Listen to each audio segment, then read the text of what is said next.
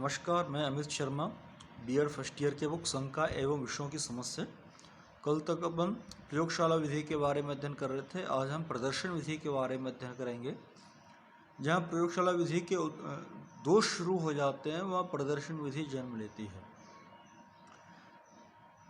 प्रदर्शन विधि के अंतर्गत जो शिक्षक होते हैं, जो आचार्य होते हैं, वो किसी भी वस्तु का, किसी भी प्रयोग का, किसी भी विधि का अपने एक्चुअल वे में छात्रों के सामने उसको प्रस्तुत करते हैं, जिससे कि छात्रों के सीखने की जो संभावना है वो अधिक रहती है।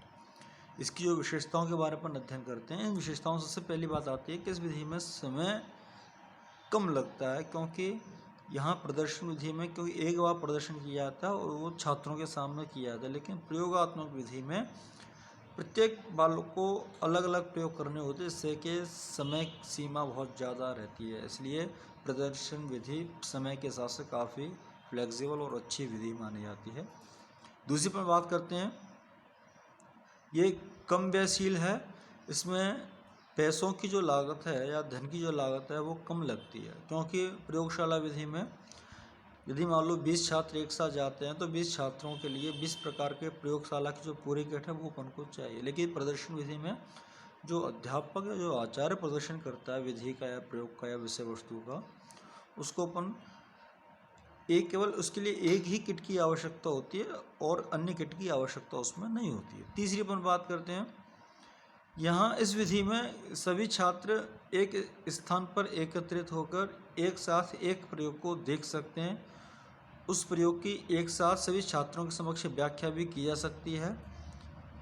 ये सबसे अच्छी बात रहती है और उसका जो रिज़ल्ट है वो भी परफेक्ट आता है। और जबकि प्रयोगशाला विधि में क्या होता है कि जो रिज़ल्ट जो आने की संभावना रहती है, उसमें अलग अलग जो विद्यार्थी होते हैं उनके सबके अलग अलग परिणाम आने की संभावना रहती है।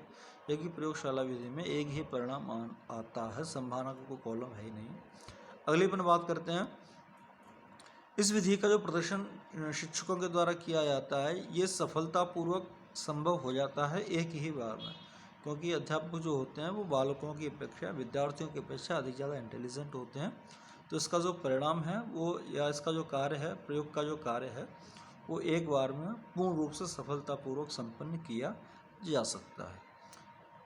कुछ दोष भी इसके अंदर हैं, कुछ समस्याएं भी इसके अंदर प्रदर्शन विधि के अंतर्गत आती हैं। इसके अपन देखते हैं, बात करते हैं।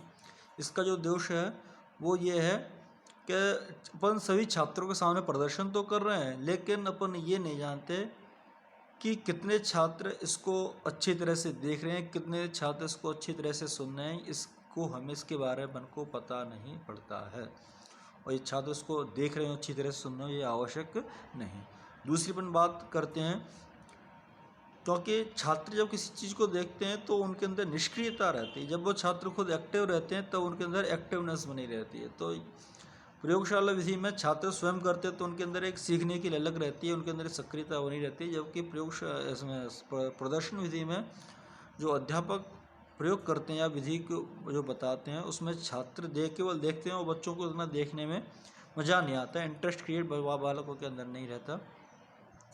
जब तक प्रदर्शन चलता है तब तक कक्षा के अंदर अनुशासन स्थापित करना मुश्किल हो जाता है, क्योंकि जब बच्चों के अंदर इंटरेस्ट नहीं होता, क्रिएशन नहीं होता, इसके लिए बच्चों का मन नहीं लगता इसमें, तो बच्चे आपस में बात करना शुरू कर देते हैं, जिससे कि डिस्टर्बेंस काफ़ी ज़्यादा होता है। जबकि प्रयोग विधि जो प्रयोगशाला जो विधि होती है, उसमें प्रत्येक छात्र अपने स्वयं के रूप में प्रयोग करता है, उस प्रयोग के द्वारा बालकों की सफलता पूर्ण रूप से मिल जाती है। लेकिन बालक कम से कम कार्य करते हैं, सफलता असफलता बात की बात है, कार्य करना और इंटरेस्ट बालकों में रहता है, लेकिन प्रदर्शन विधि में बालकों को इंटरेस्ट नहीं रहता। अगली अपन बात करते हैं कि इसमें प्रयोगशाला विधि में जो शिक्षक होते हैं वो बालकों के पास जाते हैं और उनकी समस्याओं का समाधान करते हैं।